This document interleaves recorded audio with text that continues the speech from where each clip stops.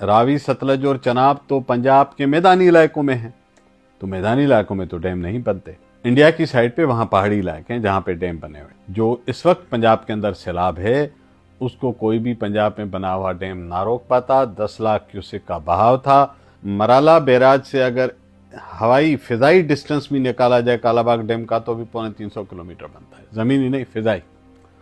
अब ऐसे लोगों से आप क्या बहस कर सकते हैं जिनको ये भी नहीं पता कि ज्योग्राफी क्या है, लोकेशन कहाँ है। हमारे पास एक रिवायत बन गई है कि बारिश के हर सीजन में हमें दो चीजें याद आती हैं, एक डैम और दूसरा सुबह नए बनाओ। बात है कि 2022 में सैलाब आया सिंध में, बलूचिस्तान से बारिशें हुई, सिंध में बारिशें हुई, वहां से अर्बन फ्लडिंग हुई, वो पानी फंस गया, उसका लोकलाइज सैलाब था। लोगों ने लिखना शुरू किया कालाबाग डैम होता तो सिंध ना डूबता। तो मैंने उन्हें कहा कि जाग्राफी पढ़ लें कि पानी कहाँ से आया है। अभी भी किसी को जाग्राफी पढ़नी चाहिए। कहाँ चनाब, रावी और सतलज दरिया, कहाँ कालाबाग डैम की साइट। आज कहा जा रहा है कि चनाब पे एक आध छोटे से डैम का कहा गया था कि बनाया जाएगा चुलिस्तान के लिए।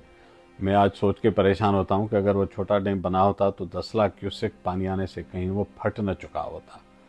आपने कादराबाद का बैराज बचाने के लिए ब्लास्ट करके और शिगाफ डालना पड़ा आपको ताकि कादराबाद का बैराज बचे, और वो डैम कादराबाद बैरेज से नीचे प्रोपोज था। तो मुझे बताइए कि आज उस डैम के होते हुए उसका पता नहीं क्या असर होता और पंजाब के गरीब लोगों पे वो डैम न जाने और कौन सी कयामत ले आता। तो ये मसले का हल नहीं है। थेन डैम है इंडिया में, जिसे रंजीत सागर डैम भी कहते हैं।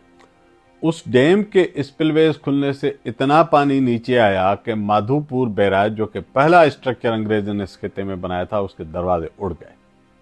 तो बताइए कि वहां अगर आपने छोटा सा कोई डैम खड़ा किया होता तो वो भी ऐसे ही पुरजे हो रहा होता, खुदा ना खास्ता। 2023 में लिबिया में दरीना सिटी में 2 बड़े डैम्स रात के वक्त फटे शदीद बारिशों के बाद। आनन फानन 11,000 लोगों की अमवात हुई, ये 2023 में हुई है। और बहुत सारे ममालिक में जहां ये डैम्स बारिशों में जब भर जाते हैं ना, आम हालात में आपको पता नहीं लगता, जब ये शदीद सैलाब हो ऊपर से बारिशें हो तो ये डैम खुदा न खास्ता अगर ये टूट जाएं तो उसकी वजह से जो भयानक सूरत हाल पैदा हो सकती है वो दरिया के बहाव से इतनी खराब नहीं होगी जितनी ये डैम बना सकते हैं। तो डैम एक हद तक मदद करेंगे, लेकिन ये सोचना कि ये डैम्स तमाम सैलाब को रोक लेंगे, 10 लाख क्यूसेक का चनाब का बहाव कोई डैम रोक रहा होता, मैं इसको इंजीनियरिंग के सेंस में मुमकिन नहीं देखता। कि इंडिया अप स्ट्रीम पे वो पानी छोड़ेगा वो नीचे आता है। इस मरतबा जम्मू कश्मीर में, हिमाचल प्रदेश में और इंडियन पंजाब में गैर मामूली बारिशें हुई हैं। 20 अगस्त के बाद कोई 700% बारिश हुई है, मामूल से ज़्यादा। तो इस पानी ने तो नीचे आना ही था। हम क्या कर सकते हैं? हमें 2-3 चीज़ें करनी चाहिए। एक, हमारा अर्ली वार्निंग का सिस्टम स्ट्रांग हो। आजकल इंडिया हमें इंफॉर्मेशन शायद शेयर नहीं करता या देर से करता है, लेकिन सैटेलाइट डेटा की मदद से आप यहाँ बैठ के, इसी कमरे से बैठ के देख सकते हैं कि इंडिया में कितनी बारिश किस जगह पे हो रही है। उसकी बेसिस पे अपना अर्ली वार्निंग सिस्टम को इफेक्टिव करने की ज़रूरत है। दूसरा, अभी भी जो रावी में और सतलज और चनाब में बहाव आ रहा है वो पानी तो बहुत ज़्यादा है, लेकिन जहन में रखिए कि उनके बैरेजेस और उनके जो बहाव का जो रास्ता है उस हिसाब से वो पानी अभी भी उसी लिमिट के अंदर है। उसने लिमिट क्रॉस नहीं की। लिमिट क्रॉस किए हम लोगों ने, इन्हीं दरियाओं के बीच जाके हमने गांव आबाद किए, खेत आबाद किए, नई नई बस्तियां बना दी, कभी रावी के नाम पे हमने स्कीमें हाउसिंग की बनानी। तो मेरा ख्याल है कि हमें ये जो दरियाओं के रास्ते में, आबी गुजरगाहों के रास्ते में जो रुकावटें हमने बनाई हैं, इनको ख़त्म करने की ज़रूरत है। यही बात अब वज़ीर आज़म साहब खुद भी करने लगे हैं। ये करेंगे तो पानी तो आएगा, लेकिन ये जो आपका जानी और माली नुकसान अरबों रुपए का हो रहा होता है वो नहीं होगा या कम हो जाएगा। क्योंकि लैंड यूज प्लानिंग हमारे पास नहीं है, रेगुलेशन नहीं है, हमारे लोकल गवर्नमेंट का सिस्टम कोलैप्स हो चुका है। तो ये हाउसिंग सोसाइटीज़ लाहौर में भी हैं, कराची में भी यही हालात हैं। सारे कुदरती बहाव के रास्ते में कुछ न कुछ बना हुआ है। हत्ता कि इस्लामाबाद, जो कि बेहतर गवर्नड शहर समझा जाता था, अभी जो नया न्यू चट्ठा बख्तावर का इलाका डूबा, E11 सेक्टर में जो पिछले साल, इस साल भी सैलाब आया वहाँ पे, ये इसलिए आया कि जो इलीगल हाउसिंग सोसाइटीज़ हैं उनके स्ट्रक्चर्स कंप्लायंट नहीं है आपके बिल्डिंग कोड से।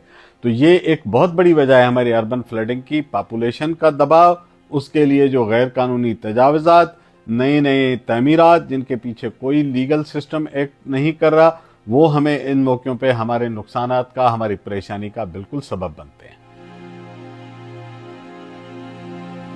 IUCN और WWF इंटरनेशनल इदारे हैं, ये दुनिया भर के माहौलियाती माहिरीन से मिलकर तज्जिया करते हैं, सिर्फ मेरी बात नहीं सुनते।